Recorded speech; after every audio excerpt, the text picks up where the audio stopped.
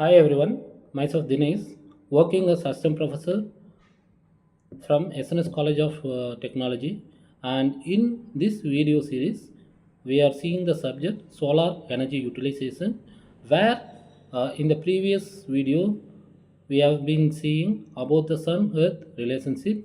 So in that we have seen the sun earth relationship is very much important while uh, we optimizing or designing any solar technologies, okay, because due to the variation of climate and also the season, and the intensity of light and the number amount of solar energy we receive from the sun is varying due to the rotation of earth, and also we call it as the rotation revolution of the earth, and we can also compare it with the tilt of earth axis. Okay, so in this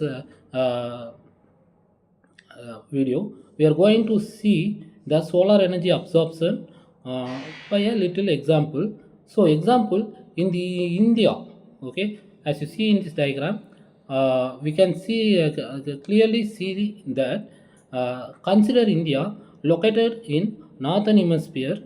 Okay, as you see the diagram, there are 2 months which have been mentioned. One is Jan and another one is December. Okay, sorry, June and December.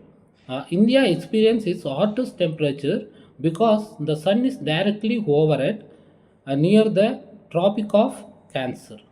Okay, so this period offers maximum solar radiation. Okay, ideal for solar energy generation. At the same time, December is colder and the sun is lower in the sky, resulting in reduce of solar flux and energy output. Okay, so when the sun is at high, we will get more amount of radiation. But when it comes to the December, the intensity level of the sun will be probably low. So at that time, the amount of energy we get from the sun is very much less. Okay, next, the day length and latitude. So the day length and latitudes also play during the sunlight received each day vary significantly with latitude and season. At the equator, during the night remain consistently 12 hours long throughout the year. So when we take in the equator region, we will get 12 hours of day and 12 hours of night. As one move towards the poles, the variation become extreme. During summer, the poles experience continuous daylight, known as midnight sun, while in the winter, uh, it will be much more darker. Okay, which we refer it as polar night. These impact uh, have to consider while designing any solar installation or optimization. Okay, so next one is equation of time.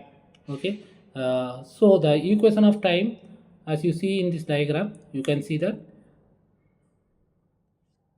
the equation of time is a crucial correction factor that account for the mm, descriptions between appearance solar time, which we call it as indicate by a sundial.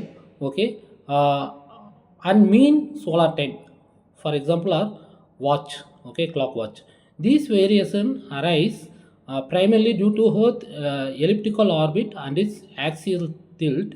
So this EOT, which means the equation of time, adjust the clock time to precisely align with the actual position of the sign in the sky, which is vital for the accurate solar panel tracking and predicting peak solar irradiation throughout the year. Okay, for example, instance of 1st Jan, the EOT will be approximately -3 minutes, meaning solar noon occur 3 minutes earlier than the conventional clock time. Okay, so this is not only for that. As the time passes,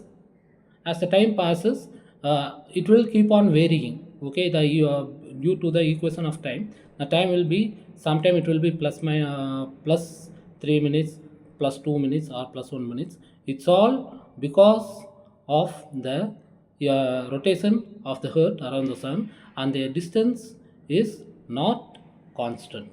Okay, so that's the overall relationship uh, of earth and sun, which we have to consider while installing or designing any solar techniques or technologies or any panels to get maximum output of the sun. Okay, thank you.